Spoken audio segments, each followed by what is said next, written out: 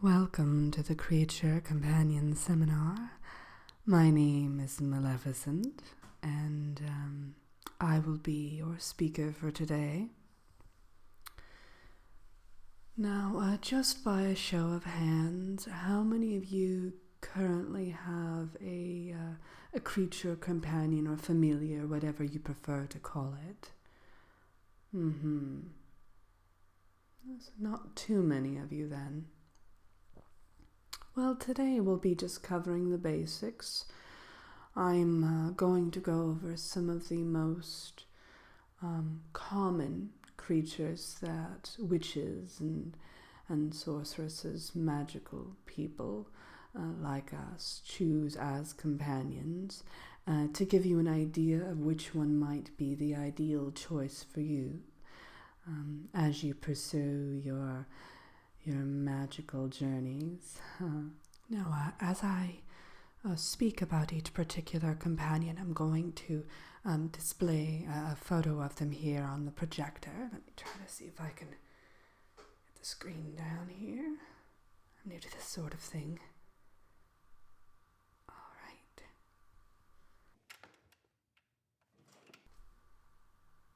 There we go. I think that's it.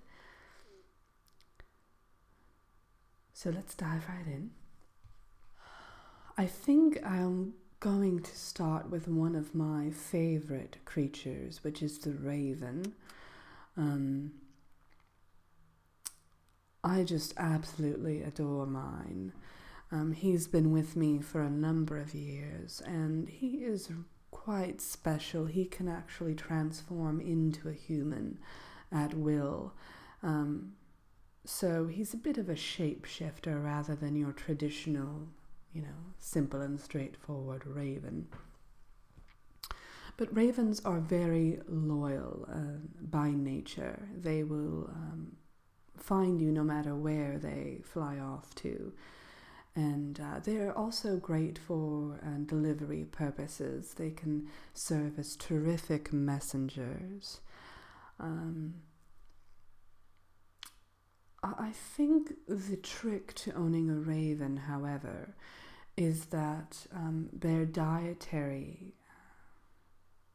requirements are quite unusual. They often do require a great deal of meat, and while they are small, they will eat you out of house and home if you give them the opportunity to. So you do have to be aware of that before you do adopt a raven as a creature companion. I wasn't aware of that when I acquired mine, and I was quite shocked by the food bill at the end of the week, but what can you do? The next one I'd like to discuss is a dragon. Now, typically dragons are adopted as eggs or very small babies, infants, that sort of thing. And that's important to do it that route, simply for the fact that you do want them to bond with you. If you adopt a dragon who is older, they'll already be pretty much set in their ways, so it is more difficult to train them. So you'll want one that is younger so that you can kind of mold them and shape them so that they do carry out your magical bidding the way you would like it carried out. And also the choice of dragon is very essential. For instance, if you deal more with water-based magic, you'll want an aquatic dragon that can offer you a variety of magical elements. For instance, one of their scales can allow you to breathe underwater, things like that. Or if you're dealing with more fire-based magic, you'll want a flame dragon, things like that. It's just common sense a lot of the times, but you'd be surprised at how many people adopt a dragon simply for their appearance and or maybe characteristics, and don't realize that it may not be the best dragon for their magical pursuits. Next, I think I'd like to chat a bit about cats. Now, a lot of people adopt cats simply because it's more of a traditional thing to do. Witches will acquire black cats, or sorceresses might try to get tabby cats. But the problem with cats is they are very finicky, and sometimes they have a problem with loyalty, particularly cats that are adopted for magical purposes. They aren't your everyday house cats. They're usually more intelligent. Some of them are even already imbued with enchanted properties, spells, hexes, things like that. So you'll want to be very careful that even if you're more of a magical purist, that you're adopting a cat for the right reasons, not just to kind of go with the crowd. Another thing you want to keep an eye out for with cats is that there was actually a study done recently where they discovered that about 60% of all the cats who were up for adoption in the magical realms were actually shapeshifters. So they might turn into humans or other sorts of creatures, and that can get a bit tricky. So you'll want to be aware of that issue as well. The next creature companion I'd like to discuss just a bit with you are rabbits. Now, many people adopt rabbits, particularly around this time of year, the Easter season. They're cute, they're cuddly, people pull them out of hats. But they are quite useful also in magical instances. For example, many people don't know this, but one single strand of fur from the tail of a cottontail rabbit can really pack a magical wallop. It can not only magnify the power of hexes, but it can also remove certain curses, particularly those that are more of a lower grade. So bunnies might be cute and cuddly, but they are quite useful to have around as well. So I had a bunny several years ago when I was much younger, and it was a very good companion, very loyal, very reliable. Sometimes they do have shorter lifespans, which can be problematic because you do get attached, but again, there are magical remedies for that as well. Not that they don't have their side effects, but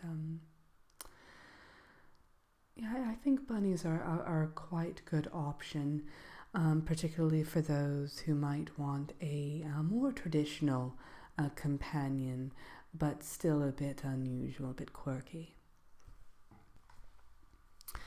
Then, of course, there are owls, who are very intelligent, very cunning, but can be very devious, so you do have to be careful of that.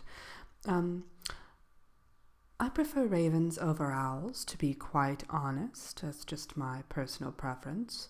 But owls are very good magical companions for the simple fact that they can create a telepathic connection with their owners and offer them advice, insight. They can fly around everywhere, of course, and act as very astute spies. In fact, some of the most tactically advanced and